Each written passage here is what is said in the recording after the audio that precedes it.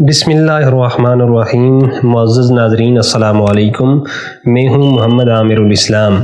آج کل ہر شخص اپنی مال کی حفاظت کے حوالے سے نہایت ہی پریشان نظر آ رہا ہے اور چوروں نے ان کے رات کا سکون اچک لیا ہے۔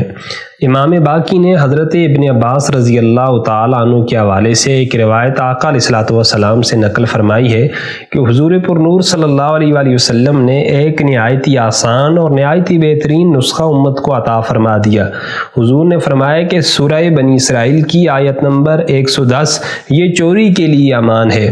جو شخص رات کو سوتے ہوئے اس آیہ مقدسہ کی تلاوت کر لے گا، اللہ رب العزت اس گھر کو چوروں سے محفوظ فرمائیں گے۔ حضور کے ایک صحابی ہیں، رات کو اس آیہ کریمہ کا ورد کرتے ہیں، پڑھتے ہیں اور سو جاتے ہیں۔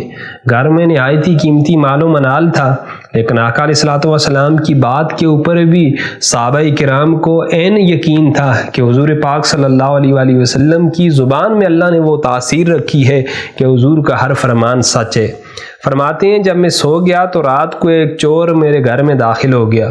اس نے سارے سامان کی گٹھڑی بنائی اور گٹھڑی بنا کے اپنے سر کے اوپر رکھی، اور سر کے اوپر رکھ کے جب وہ دروازے تک پہنچتا ہے تو اس کو دروازہ نظر نہیں آ رہا، وہ دیواروں کو ٹٹولنے لگ جاتا ہے۔ اب جو ہی گٹھڑی اٹھا کے نیچے رکھتا ہے تو سامنے دروازہ کھلا ہوا اس کو نظر آتا ہے۔ دوسری مرتبہ، تیسری مرتبہ، جب 3 مرتبہ اس نے یہ کام کیا تو وہ صحابی کہتے ہیں کہ میں ہنس پڑا۔ میں نے اس چور کو مخاطب کر کے کہا، اے چور، اس گھر سے تم کوئی بھی چیز چوری کر کے نہیں لے جا سکتے، کیونکہ میں نے پہلے اس کا انتظام کر رکھا ہے۔ میں نے سورہ بنی اسرائیل کی آیت نمبر 110 کو تلاوت کر لیا ہے، اس لیے اس گھر میں اب چوری کرنے کا کوئی بھی امکان تمہارے لیے باقی نہیں ہے۔ اس طرح اس آیہ مقدسہ کی برکت سے اللہ رب العزت نے اس صحابی کے گھر کو اس چور کی چوری سے محفوظ فرمایا۔ تو ہمیں بھی چاہیے کہ اگر ہم بھی اس حوالے سے پریشان ہیں تو ہم بھی اس آیہ کریمہ کا ورد کیا کریں۔